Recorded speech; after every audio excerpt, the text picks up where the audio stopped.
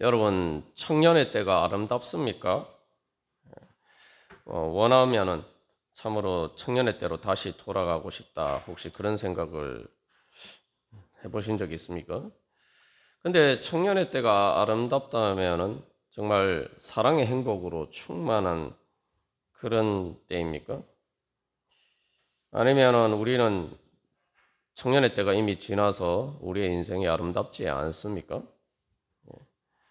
사실 청년의 때가 아름답다라고 하지만 제 인생도 돌이켜 봤을 때 청년의 때가 아름다운 것처럼 보이지만 사실은 힘든 시기였습니다. 왜냐하면은 청년의 때가 되면은 이제 세상에 던져지게 됩니다. 세상에 던져지게 돼요. 더 이상 이제 아이가 아니에요. 어렸을 때는 부모님 품에 있었기 때문에 어떻게 보면은 세상이 놀이동산 같았어요. 그죠? 그래서 뭐 우리가 뭐 꿈과 모험의 놀이동산이다 뭐 그런 표현도 있지만 이제 더 이상 세상은 꿈과 모험의 놀이동산이 아니게 됩니다. 꿈은 이루기 어렵고 모험하다가 죽을 수도 있어요. 이제 내 책임으로 내가 어른으로 이제 살아야 됩니다. 내가 먹고 살 길을 내가 개척해야 돼요. 근데 사실 이제 학교 다닐 때까지만 해도 뭐 대학 다닐 때까지만 해도 뭐 힘들다 그래도 사실은 이제 학교를 졸업하고 이제 내 인생을 내가 직업을 가지고 내 인생을 개척하려고 하면은 그 전에 힘든 것은 이거 비교도 되지 않습니다. 그 전에는 이렇게 뭐 힘들던 어쨌든 따라가면 돼요. 응? 그러나 이제는 학교를 졸업하고 나면은 따라갈 수가 없습니다. 내가 개척해서 내 인생길을 가야 됩니다. 우리가 부모님 밑에 있을 때는 참 그래도 뭐 힘들다 그래도 사실은 기본적인 이 조건들이 갖추어집니다. 예. 물론 이제 우리가 어린 시절도 보면은 뭐 부모님이 있어도 제대로 사랑받지 못하는 그런 경우도 있고 또 부모님이 사랑한다고 하지만 또 능력이 부족해서 또 그럴 수도 있고 또 능력도 있고 사랑하지만 하나님의 의와 진리와 생명의 원리를 따르지 않고 사랑한다고 했기 때문에 또 제대로 사랑을 주지 못할 때도 있습니다. 그러나 어쨌든 중요한 것은 우리가 어른이 될 수 있는 기본적인 토양은 부모님을 통해서 제공이 돼요. 그러나 이제 학교를 가게 되고 하면은 이제 더 이상 이제 세상에 엄마 아빠와 다른 그러한 세상을 만나게 됩니다. 학교라는 것도 벌써 이렇게 만만치 않은 환경이죠. 그래서 기본적으로 교육하는 학교라는 것도 또 공동체도 사실은 부모와 비슷한 역할을 해야 되지만 실제로 이제는 부모와 같은 역할을 제대로 해주지 못합니다. 그러면서 점점 이제 내가 독립해서 뭔가를 헤쳐나가야 되는 일들, 뭐 공부하는 일부도 시작해서 이제는 뭔가 내가 부모님이 대신 해줄 수 없는 일들이 점점 많아져요. 그래서 이제 결국 어른이 되면은 이제 완전히 약육강식의 세상과 같은 곳에 내던져지게 됩니다. 이제 부모가 진던 그 짐을 나도 지고 인생을 살아가야 됩니다. 그래서 이제 막 그렇게 시작하려고 하지만 이제 그만큼 이렇게 내 스스로 해야 되는 일이 많은 만큼 내가 그만큼 능력이 그게 비례해서 많아져야 되는데 이게 쉽지가 않죠. 그래서 이제 청년의 때는 불안정합니다. 뿌리를 내려야 되는데 이 뿌리 내리기가 정말 어려워요. 뿌리를 내려서 안정이 되기 전까지 불안정한 그 시기가 청년의 때입니다. 그래서 이제 청년의 때를 보통 이제 질풍노도의 시기라고 합니다. 질풍노도. 질풍이라는 것은 무섭게 빠른 바람을 이야기하고 노도는 무섭게 휘몰아치는 파도를 이야기합니다. 이게 불안정한 상태를 보여주는 거죠.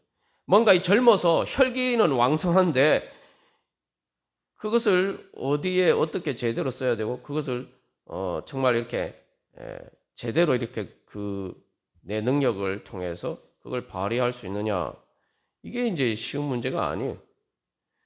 그래서 마치 청년의 때는 여름과 비슷합니다. 그래서 이 여름이 되면 어떻습니까? 우리가 이제 여름이 되어 가니까 이제 점점 봄이 지나가니까 비가 이제 많이 오기 시작하죠. 그러면서 이제 막 안 치던 천둥번개가 치기 시작합니다. 그것처럼 청년의 때는 여름처럼 생명이 무성하지만, 그러나 폭풍이 치고 천둥과 비바람이 치고 때로는 태풍이 부는 그런 때가 청년의 때입니다. 그래서 나도 감당할 수 없는 그 폭풍과 비바람이, 파도가 밖에서만 치는 게 아니고 내 안에서도 쳐요. 이걸 그 가운데서 내가 풍랑에 휩쓸리지 않고 또 바람에 뿌리가 뽑히지 않고 이렇게 내가 살아간다는 것이 얼마나 힘들고 고된지 모릅니다. 그래서 우리가 기본적으로 청년의 때 사실은 뭐 취직 문제도 그렇고 이게 기본적으로 먹고 사는 문제, 자립하는 문제도 쉽지 않아요. 그런데 우리가 잘 먹고 사는 문제는 더더군다나 어렵죠. 그런데 우리가 뭐 행복하게 사는 문제, 이건 더더군다나 어려워요. 제가 이렇게 말씀드리니까 참 인생이 너무 우울하지 않냐, 이렇게 생각할 수 있습니다. 근데 이게 사실 뭐 많은 경우에 우리의 삶의 현실입니다. 그래서 청년의 때가 보면은 사랑의 행복으로 충만한 것처럼 보이죠. 그런데 그렇지만 사실은 가시가 있는 장미와 같아요. 그래서 장미와 같은 아름다운 사랑으로 충만한 것처럼 보이지만 거기에는 가시가 있어서 사랑의 아픔 때문에 그 사랑이 오래 가지 못하고 그 사랑을 잘 가꾸어서 행복한 사랑의 열매를 맺지 못하고 떨어질 때가 많습니다. 그러면 이제 점점 장미의 향기에는, 그 사랑의 향기에는 사라지고 이제는 가시가 더 커서 장미인 줄 알았는데 가시나무처럼 되어갑니다. 그러다 보면은 자칫 잘못하면 가시나무 숲이 될 수 있고 또 다른 사람을 가시나무 새로 만들 수도 있고 또 내가 가시나무 새가 될 수도 있고 그렇습니다. 이제 청년의 때가 되면은 이 사랑의 행복을 이루는 것도 만만치 않은 문제고, 이건 중요한 것은 이 문제는 이제 벌써 내 혼자만 잘한다고 되는 문제가 아니에요. 상대방이 가시나무 숲과 같으면은 나는 어쩔 수 없이 가시나무 새가 될 수밖에 없습니다.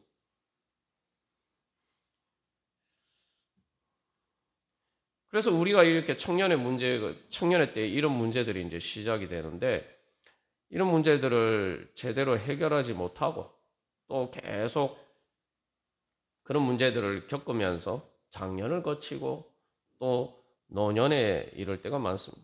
어떻게 보면 이 청년 때 시작한 문제가 우리 평생의 문제가 됩니다. 이런 가운데서 우리가 어떻게 청년의 때가 아름답다라고 할 수 있을까요? 정말 인생이 아름답다고 할 수가 있을까요? 인생이 아름답고 청년의 때가 아름다우면 왜 많은 청년들이 절망하고 좌절하고 때로는 심지어 자기 목숨을 끊기도 하는 그런 일들이 일어나겠습니다. 더 이상 이제 청년이 되면은 우리에게는 부모님이 없습니다. 그리고 부모님이 계셔도 부모님이 해줄 수 있는 일의 한계와 범위가 있어요. 오늘 이제 요한복음 21장에 이 예수님과 베드로 또 예수님과 제자들의 이 만남과 대화는 바로 그런 청년의 고민을 보여줍니다. 베드로가 예수님의 질문 앞에서 심히 고민했다라고 하는데 이게 바로 사실은 청년 때 겪는 주로 하는 고민이에요. 이 베드로의 고민과 청년의 고민, 청년 때의 고민, 또 청년 이후에 우리의 고민과 무슨 상관이 있느냐 하지만 기본적으로 예수님이 네가 나를 사랑하느냐 말씀하셨는데 예수님처럼 나를 사랑하는 그런 사람을 만났는데도 내가 행복할 수 없다.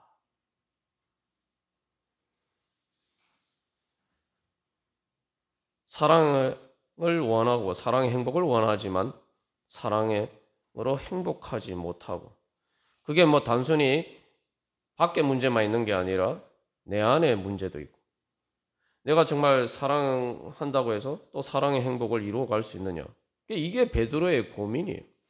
예수님 같은 분을 만났는데도 그런 상황에 폭풍이 휘몰아칠 때, 십자가 고난에 폭풍이 휘몰아칠 때에 베드로와 제자들은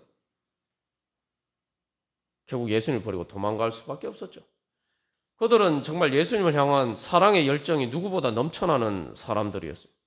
여기서 우리가 한 가지 기억해야 할 것은, 지금 이 질문을 하시는 예수님이나 베드로나 제자들 모두가 청년이에요. 지금 청년.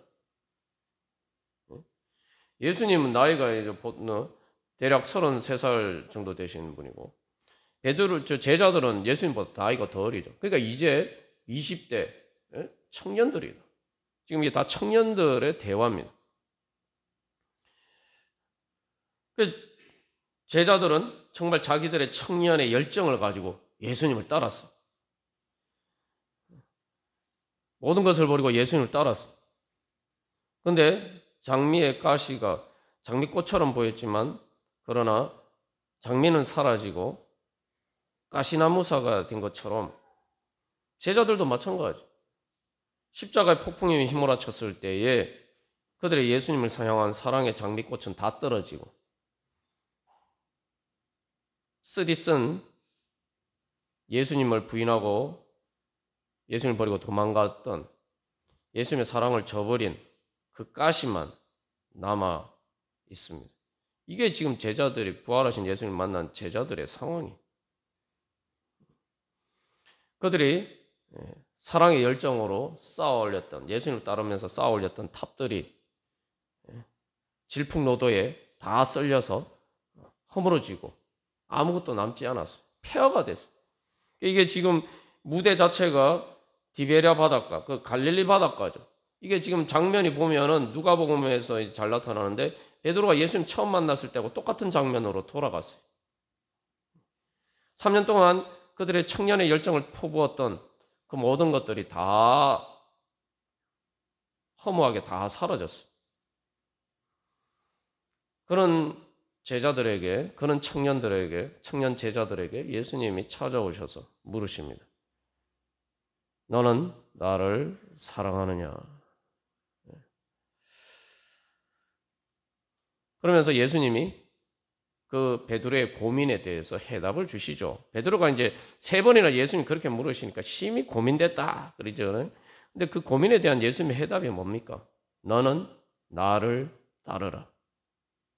아니, 지금 내가 예수님을 잘 따르지 못해서 고민 중인데 예수님이 왜 너는 나를 따르라? 그게 어떻게 해답이 될 수 있을까요? 예수님이 너는 나를 사랑하느냐 물으신 것은 뭡니까? 예수님이 사랑하신다는 거죠. 그래서 예수님이 너는 나를 따르라 말씀하시는 것은 예수님의 사랑을 따르라고 말씀하시는 거예요. 그건 다시 말하면 내 사랑을 받아라 말씀하시는 거예요. 근데 사랑은 사랑으로만 받을 수 있죠. 그래서 예수님을 사랑함으로써 예수님이 베드로를 사랑하신 것처럼 베드로도 그것을 따라서 예수님 사랑함으로써 예수님의 사랑을 받아라. 그래서 네가 실패했던 그 사랑, 그래서 그것은 동시에 또 예수님의 실패죠. 예수님의 십자가가 왜 보여주는 것은 사랑의 실패예요. 예수님이 이 땅에 오셔서 사람들을 사랑하셔서, 먼저 사랑하셔서 죽기까지 사랑하셨는데 가장 가까운 제자들마저 예수님을 다 버렸어요. 어떻게 보면은 청년 예수님은 사랑에 실패한 불행한 청년이, 그러나 예수님은 포기하지 않으시고 부활하셔서 다시 찾아오셔서 다시 그 사랑을 포기하지 않으시고 그 사랑을 이루시기 위해서 다시 찾아오셨어요. 그렇기 때문에 예수님의 사랑은 잠시 잠깐 한때 피었다가 아름답게 피었다가 시들어버리는 꽃이 아니라 시들어버린 것처럼 보이지만 때로는 뿌리까지 뽑힌 것처럼 보이지만 그러나 다시 꽃 피어나는 더 뿌리가 뽑힌 만큼 더 아름답게 꽃 피어나는 부활로 꽃 피어나는 것이 바로 예수님의 사랑입니다. 그건 영원한 하나님의 생명으로 꽃 피어나는 하나님의 사랑의 꽃입니다. 그것이 바로 하나님의 영광이. 예수님은 베드로에게 바로 그 예수님의 사랑을 따라오라고 말씀하시는 거예요. 네가 실패할 때도 있지만 그러나 네가 실패해도 내가 너를 사랑하는 사랑이 내가 포기하지 않고 네가 실패할 때마다 내가 다시 너를 사랑하고 찾아오고 불러줄 테니까 너는 언제든지 다시 시작할 수 있어. 그러니까 이제 실패했더라도 내 사랑을 믿고 따라와라. 그러니까 다시 사랑할 수가 있고 그래서 그렇게 따라가다 보면 결국은 예수님의 완전한 사랑을 이루게 되는 거죠. 그래서 이 예수님이 하시는 말씀이 네가 젊어서는 스스로 띠띠고 원하는 곳으로 다녔지만 늙어서는 내 팔을 벌리리니 남이 내게 띠띠고 원하지 않는 곳으로 데려가리라. 이게 무슨 말씀입니까? 이게 이제 베드로가 이제 젊어서 이렇게 복음을 전하면서 그렇게 다녔지만 이제 죽을 때가 되어서 바로 팔을 벌리고 이게 어떻게 보니까 체포당하는 거예요. 체포당해서 다른 사람들이 죄수가 되어서 이 띠라는 것은 여기서 띠는 좋은 의미에서 띠가 아니라 말 그대로 포박당한 거죠. 포박당해서 체포당해서 끌려가서 원하지 아니하는 거. 그래서 십자가에 거꾸로 못 박혀서 죽게 됩니다. 어떻게 보면은 비극적으로 인생을 마쳤다라고 볼 수 있지만 오늘 말씀에서는 죽음으로 하나님께 영광 돌렸다라고 이야기하고 있어요. 뭐냐 하면은 예수님의 사랑이 실패하지 않고 이루어졌다는 거예요. 예수님이 베드로를 죽기까지 사랑하셨는데 그래서 결코 포기하지 않으셨는데 결국 베드로도 예수님을 자기 목숨 바쳐 사랑할 수 있도록 그런 자리에까지 이르러서 결국 베드로가 그 죽는 순간은 예수님과 베드로가 서로 사랑하는 그 사랑이 완전히 이루어지는 영광스러운 날이 되었다는 거죠. 어떻게 보면은 비극처럼 보이지만 사실은 예수님은 이제 가장 아름다운 이제 베드로와 예수님이 사랑으로 함께하며 동행하면서 사랑을 키워가고 완전한 천국의 사랑의 행복을 이루어가는 바로 그러한 여정을 보여주십니다. 그리고 그 여정에 예수님이 먼저 가시고 나를 따라와라, 내 사랑을 따라와라 그렇게 말씀하십니다. 그래서 결국 이 예수님을 따라간다는 것은 예수님을 통해서 사랑을 배워가는 겁니다. 사랑을 배워감으로써 행복해지는 법을 배워가는 거예요. 서로 사랑하는 천국의 행복을 배워가는 길입니다. 예수님이 먼저 우리를 사랑하셨단 말이에요. 그 사랑을 내가 이제 따라감으로써 내가 이제 예수님의 사랑 받는 법을 먼저 배워야 돼요. 예수님의 사랑을 어떻게 받나? 예수님의 사랑을 따라가는 거예요. 그러면서 내가 그 예수님의 사랑 받는 법을 배우고 또 그것을 통해서 근데 사랑 받는 것은 내가 사랑함으로 사랑을 받을 수 있구나라는 걸 이제 배워가는 거죠. 그러면서 이제 사랑하면서 사랑을 받고 그러면서 사랑받고 사랑하는 법을 배워가게 됩니다. 그렇게 하면 어떻게 됩니까? 결국 예수님이 우리를 사랑하시고 우리가 예수님 사랑하고 그러면은 예수님과 서로 사랑하는 게 되죠. 그러면은 더 이상 사랑은 아픈 고통이 아니라 행복하게 됩니다. 서로 사랑하는 행복이 이루어져요. 이게 예수님께 통해서 하나님께서 우리에게 가르쳐 주시고자 하시는 천국의 행복이고, 이게 바로 영생이고, 이게 바로 성화의 능력입니다. 성화의 능력이 뭘까요? 성화라는 게 결국은 하나님의 계명을 완전히 이루는 것인데, 거룩해지는 것인데, 그것은 하나님의 계명의 완성은 네가 마음과 목숨과 뜻과 힘을 다해서 내 하나님 여호와를 사랑하라 말씀하셨단 말이에요. 그러니까 하나님을 사랑하는 게 계명의 완성이라고 말합니다. 또 내 이웃을 내 자신과 같이 사랑하라. 율법의 완성은, 가장 거룩하게 되는 것은 사랑의 완성이에요. 그러려면 성화라는 게 결국은 내가 사랑할 수 있게 되는 거예요. 그러니까 사랑의 능력을 점점 커져가는 거예요. 그래서 내가 사랑하게 되고, 그러면은 내가 그만큼 사랑의 행복으로 넘쳐나게 되는 것입니다. 그게 바로 하나님 나라의 축복이에요. 하나님께서는 우리에게 그런 능력을 주시기를 원하십니다. 우리가 그렇게 생각할 수 있어요. 당장에 내가 먹고 살기도 힘든데, 먹고 사는 문제도 해결 못 하는데, 사랑으로 행복한 문제에 내가 신경 쓸 겨를이 어딨나? 우리가 이렇게 생각할 수 있어요. 그러나 예수님께서 주시는 그 사랑의 행복을 얻으면 그것이 우리에게 영생의 양식이죠. 그러면 내가 그 영생의 양식을 먹으면 이 험한 세상 속에서도 내가 죄와 사망의 권세를 이기고, 말 그대로 모든 그 질풍노도의 그 고난을 극복하고 우리가 살아갈 수 있는 그런 능력을 얻게 됩니다. 주님께서는 그 능력을 주시기를 원하시는 거예요. 그 능력을 우리가 받기 위해서는 말 그대로 이제 제자들에게 주어진 말씀처럼 나를 따르라 말씀하셨는데, 이게 지금 베드로에게 나를 따르라 말씀하시는데, 이게 정말 베드로가 십자가를 지기까지 예수님을 따라야 되는 거 아니에요? 죽기까지 예수님을 따라야 되는 거 아니에요? 그러니까 우리가 예수님 사랑하는 건 정말 어렵네, 우리가 이렇게 생각할 수가 있어요.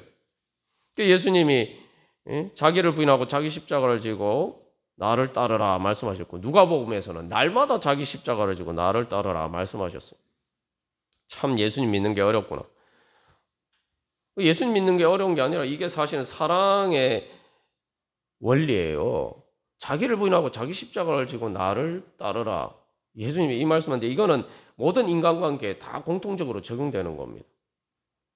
이걸 다른 말로 하면 자기를 부인하고 자기 십자가를 진다는 것은 먼저 사랑하는 거예요. 먼저 사랑하는 거예요. 근데 그 먼저 사랑하는 걸 통해서 예수님을 따라갈 때 부활에 이르게 된다는 거죠. 부활이 뭡니까? 부활은 서로 사랑하는 행복이 이루어지는 거예요. 그러니까 내가 먼저 사랑했는데 이게 실패하는 것처럼 까봐 우리가 두렵잖아요. 내가 손해볼까가 두렵단 말이죠. 그런데 그 두려움을 극복하고 모험을 해야 돼요.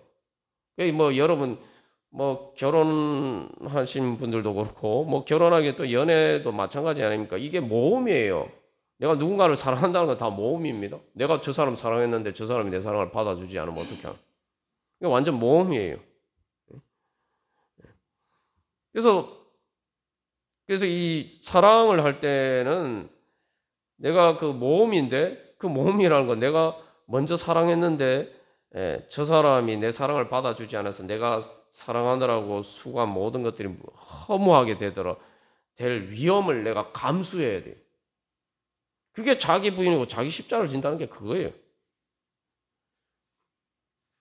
우리가 실제로 세상에서 그런 일을 많이 경험하죠. 그러니까 두려워요. 그러다 보니까 자꾸 움츠러들어요. 근데 문제는 뭡니까? 어떤 문제가 생겨요? 서로 사랑하려면은 내가 먼저 사랑해야 돼요. 상대방이 먼저 사랑하기를 기다리고 있으면 절대 사랑이 이루어질 수가 없죠. 이게 사랑의 그 역설입니다.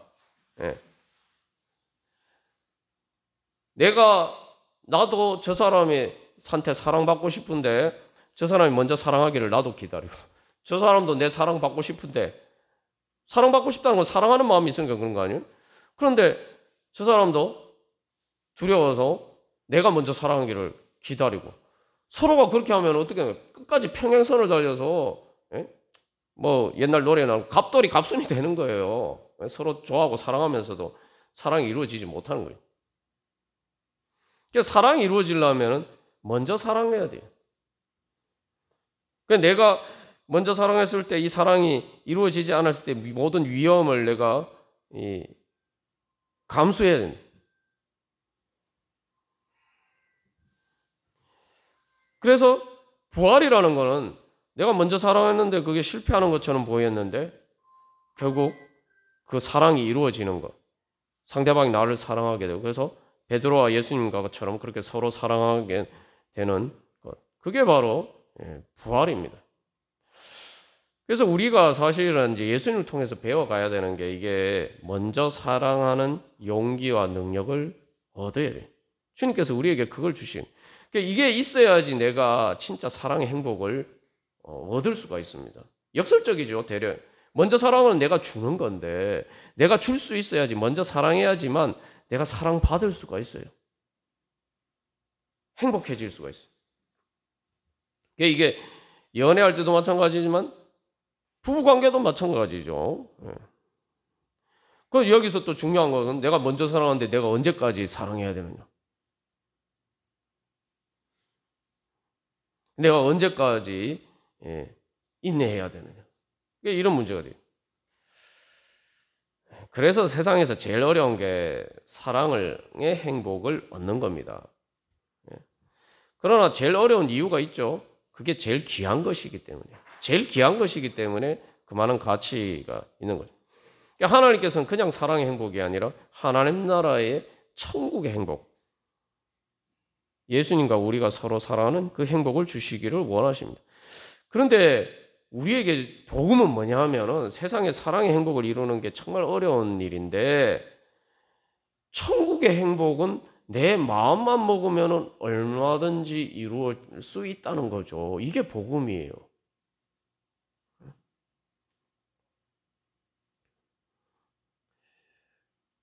왜냐하면 예수님이 우리를 먼저 사랑하셨기 때문에.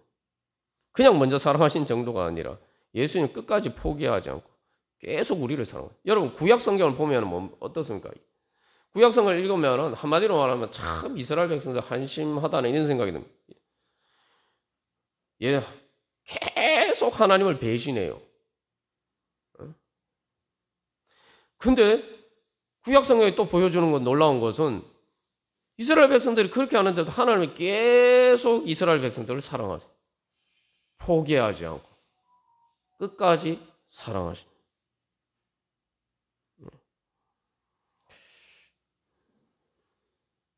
그래서 하나님을 구약 성경에서는 아빠에 비유할 뿐만 아니라 아빠, 엄마, 부모님에 비유해요. 엄마의 사랑에 비유합니다. 오죽했으면 이스라엘 백성들이 하나님 배신해서 결국은 바벨론 포로로 끌려갔는데 하나님이 그럼에도 불구하고 포기하지 않으시고 다시 부르시죠. 그러면서 뭐라고? 엄마가 자기 뱃속에서 자기 배로 낳은 자식을 어떻게 잊어버리겠느냐. 일반적으로 잊어버리죠. 근데 잊어버리는 그런 엄마도 있어요. 자기 자식을 버리는 엄마도 간혹 있는데 하나님 말씀 비록 엄마가 그러하더라도 나는 절대 너를 잊지 아니할 것이다. 이렇게 말씀합니다. 바벨론 포로가 된 게 뭡니까? 이스라엘 백성 하나님이 사랑하셔서 아브라함 갈대아 우르 바벨론 지역은 거기서 불러내셨는데 그래서 하나님이 사랑하시고 온갖 정성으로 그렇게 인도하시고 그렇게 하셨는데 그렇게 사랑으로 수고하셨는데 어떻게 됐어요? 하나님을 끝까지 배신하고 바벨론으로 다시 돌아갔어요. 아브라함이 나왔던 곳으로 다시 돌아갔어요.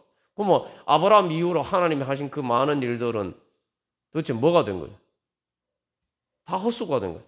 마치 예수님이 제자들을 그렇게 가르치시고 3년 동안 데리고 다니셨는데 예수님 십자가 질 때 제자들이 다 예수님 버리고 도망간 것처럼 아무도 남지 않은 것처럼 그렇게 됐답니다. 그러나 하나님은 포기하지 않아요. 너는 내 배로 낳은 내 자식이기 때문에 난 절대 널 잊을 수 없어. 그래서 바벨론에서 다시 불러내셔. 그러니까 우리가 그래서 이 예수님을 통해서 바로 그 하나님의 사랑이 우리에게 이제 완전하게 드러난 거죠. 우리가 그 예수님의 사랑을 따라야 돼. 우리를 먼저 사랑하신 예수님을 내가 따르면 돼. 그 예수님이 날 버릴 일은 없다 이 말이죠. 우리가 그런 소망을 가져야 돼. 그렇기 때문에 우리는 언제든지 탕자처럼 예수님께 다시 돌아갈 수 있는 길이 항상 열려 있어요. 자기를 부인하고 자기 십자가를 지고 나를 따르라. 예수님 이렇게 이 말씀하셨대. 저는 이제 뭐 여러분들 어떤지 모르겠으면 저는 제일 성경에서 부담스러운 말씀 중에 하나가 이 말씀이에요. 이 말 그랬는데 이 말씀을 보니까 그게 아닌 거예요. 이게 자기를 부인하고 자기 십자가를 지고 예수님을 따르는 일을 우리는 이미 경험했어요. 여기 계신 여러분들이 다 경험했습니다. 이미 그런 일을 하셨어요. 내가 언제 그런 일을 했지? 우리 엄마를 우리가 우리 기억도 안 나는 우리 어렸을 때 우리 엄마 아빠를 우리가 이미 그렇게 따랐어요. 그러니까 엄마 아빠 품에서 자라서 지금 우리가 어른이 되어 있는 거예요. 제가 이제 떼 쓰는 젖 먹는 젖 떼는 것 또 떼 쓰는 아이 비유를 제가 여러 번 들었죠? 그 아이들이 어떻습니까? 아이들이 떼 쓰죠. 떼 쓰고 자기 마음대로 하려고 하지만 결국은 어떻게 합니까? 아빠가 계속 그걸 안 들어주면 포기하고 어쩔 수 없이 항복하고, 사실은 포기하는 게 아니라 항복하는 거죠. 항복하고 엄마 아빠 따라갑니다. 자기 생각 버리고 자기를 부인하고 내가 죽는 것처럼 내 원하는 대로 안 되면 말 그대로 막 떼쓰는 게 뭐예요? 내가 죽는 것처럼 생각된단 말이에요. 말 그대로 십자가 지고 죽는 것처럼 아이 입장에서는 고통스러운 거예요. 그러나 항복하고 결국 엄마 아빠 따라가죠. 자기를 부인하고 자기 십자가를 지고 우리는 엄마 아빠를 따라갔어요. 그러니까 우리가 엄마 아빠 품에서 지금까지 자라서 어른이 돼요. 그래서 아이들이 엄마 아빠를 왜 그렇게 따라갑니까? 가장 기본적인 것은 내가 원하는 대로 엄마 아빠가 해주지 않으면 죽을 것 같단 말이죠. 진짜 죽을 것 같아. 그죠? 그러니까 고통스러우니까 막 울부짖고 막 떼쓰고 그러죠. 그런데 방법이 없어. 그러면서 아이가 그러나 인정하는 것도 한 가지 뭐예요? 내가 원하는 대로 엄마 아빠가 해주지 않을 때 내가 죽을 것 같지만 그러나 내가 엄마 아빠 안 따라가면 난 살 수 없다. 아이는 또 그것도 알아요. 그러니까 어쩔 수 없이 엄마 아빠 따라가요. 살기 위해서 따라가는 거예요. 사실은 뭐 엄마 아빠 사랑해서 따라가는 게 아니에요. 살기 위해서 따라가는 거예요. 살기 위해서. 근데 살기 위해서 따라갔는데 우리가 지난번에 나눈 것처럼 내가 죽을 것 같았는데 안 죽었어. 내 원하는 대로 엄마 아빠가 안 해주니까 내가 죽을 것처럼 고통스러웠는데 마치 자기를 부인하고 자기 십자가를 지는 것처럼 생각됐는데 안 죽었어요. 안 죽었을 뿐만 아니라 내가 떼 쓰지 않으니까 엄마 아빠가 더 나에게 잘 해주죠. 안 죽었을 뿐만 아니라 더 행복해져. 내 삶에 아무 문제가 없어. 그리고 엄마 아빠 사랑 속에서 내가 엄마 아빠가 나에게 베풀어주는 그 은혜 가운데 내가 잘 살고 있어. 내가 내 원하는 대로 엄마 아빠가 안 해주니까 내가 죽을 것처럼 생각됐는데 그래도 엄마 아빠가 내가 원하는 대로 해주지 않아도 엄마 아빠 따라가니까 나는 행복하더라. 그게 부활이에요. 그러니까 아이는 그렇게 부활을 경험하는 거예요. 엄마 아빠를 따라가면 부활하는 거예요. 그러면서 이제 새로운 세상이 열리는 거죠. 여기서 한 가지 우리가 생각해 볼 것은 그러면 우리는 그렇게 우리가 이제 결국 엄마 아빠를 따라가다 보니까 엄마 아빠 품에서 이제 성장하게 되고 그래서 어른이 된 거예요. 그럼 우리도 마찬가지 이제 우리가 나이가 들면 청년이 됐잖아요. 청년이 되면 이제 그때부터는 엄마 아빠가 그렇게 해줄 수 없어요. 그러면 이제 우리가 하나님 아빠 아버지를 그렇게 따라야 돼요. 하나님이 그걸 통해서 우리에게 교훈을 다 가르쳐 주죠. 인생을 기본적으로 사는 법, 어떻게 행복하게 사는 법을 이미 다 가르쳐 주신 거죠. 우리가 그걸 이미 그 원리에 따라 살았어요. 그래서 어른이 된 거예요. 엄마 아빠 사랑을 받고 그렇게 뭐 우여곡절이 많았지만 그래도 어른이 됐어요. 그걸 통해서 이제 하나님과 우리가 그런 이제 인격적인 관계를 통해서 이제 하나님을 엄마 아빠처럼 그렇게 따르면서 이제 우리의 신앙이 성장해야 되는 거죠. 그러면은 우리가 이 땅에 살지만 그러나 이 험한 세상에서도 하나님 사랑의 품속에서 잘 자라서 하나님 나라의 푸른 청년으로 성장할 수가 있습니다. 그래서 결국 이 지금 오늘 예수님이 주신 해답이 바로 그거죠. 너는 나를 따르라. 이제 우리가 청년이 되고 장년이 되고 이제 어른 또 노년이 되면 사실 이제 거꾸로 가요. 이제 청년의 때는 그래도 힘이라도 있어요.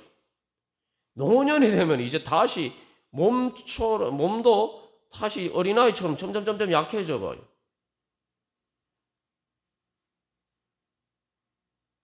그러나 하나님께서는 우리의 아빠 아버지가 되어 주십니다. 그래서 예수님께서 제자들에게 약속하셨죠. 내가 너희를 과와 같이 버려두지 아니할 것이다. 우리에게는 영원한 하나님 아빠 아버지가 되시고 예수님이 너희가 어린아이와 같이 되지 않으면 천국에 들어갈 수 없다고 말씀하셨는데 어린아이 같이 된다는 것을 자꾸 겸손하고 낮아지고 이렇게 생각하지만 사실은 우리가 어린아이 같이 될 수 있다는 게 얼마나 큰 축복인지 몰라요. 내가 이 험한 세상에 살면서 정말 예수님 보고 세상 죄를 지고 하는 어린 양이다 이렇게 말씀하셨는데 우리가 어린 양, 딱 어린 양 신세예요. 어린 양이 뭘 지고 갈 수 있겠어요? 그 인생의 무거운 짐을 지고 어린 양이 지고 가면 어떻게 됩니까? 못 가죠. 죽어요. 그런데 우리가 어린아이처럼 될 수 있다. 내가 어린아이처럼 그렇게 되고 싶지만 나를 어린아이처럼 엄마 아빠처럼 누가 나를 받아줍니까? 어른 되어서. 근데 하나님께서 너는 나의 어린아이가 되어라. 내가 너의 아빠 엄마가 되어주겠다. 그렇게 우리를 불러주시니 세상에 그런 축복이 어디 있습니까? 그래서 이제는 그 하나님 아빠의 품 안에서 우리가 이 땅에서 이 험한 세상이 아니라 이제는 하나님 아빠 아버지의 품 안에서 성령 엄마와 같은 그 성령님의 품 안에서 우리가 이렇게 그 예수님을 따라가면 저절로 우리가 자라서 이제는 하나님 나라의 청년으로 다시 태어나서 영원히 그 하나님 나라의 푸르른 청년으로 그렇게 살아갈 수 있도록 주님께서 우리를 불러주십니다. 이제 우리가 다시 한번 주님의 사랑을 따라가기를 소망하면서 이제는 그런 소망을 가지고 또 청년 여러분들 그렇게 살아가시고 또 이제 장년이나 노년이신 분들도 이제 나는 어린아이다. 나는 어린아이다. 여러분 아직 이 세상에서 아무리 나이를 많이 먹어도 천국에서는 엄마 뱃속의 아기 수준이에요. 아직 나이 한 살도 안 먹어서 태어나지도 않았어요. 천국에서. 그러니까 엄마 뱃속의 아기와 같은 거예요. 그래서 이제 아무리 내가 노년이라도 내 나이가 어때서 뭐 그런 노래 그 연세 드신 분들 좋아하는데 내 나이가 어때서 그래서 자꾸 20대 젊었을 때처럼 그런 세상적인 정욕과 욕망을 나도 나이 들어서 한번 그렇게 살아봐야지 이렇게 생각하지 마시고 내 나이가 어때서 이제 나도 정말 하나님 나라의 푸른 청년으로 그렇게 자라가기를 소망하시면서 이제 우리 모두 예수님의 그 사랑 따라가기를 간절히 소망합니다. 우리 그런 소망을 가지고 우리 한 주간 기도문 같이 읽고 기도하겠습니다. 1번 제가 먼저 읽겠습니다. 저는 연약한 어린 양이니 선한 목자 예수님을 엄마처럼 따르게 하소서.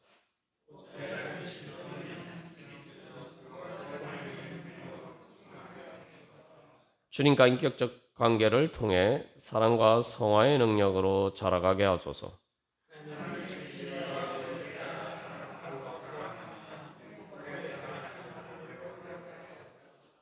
부활의 문, 천국의 문을 열어 하나님 나라를 이루어가게 하소서.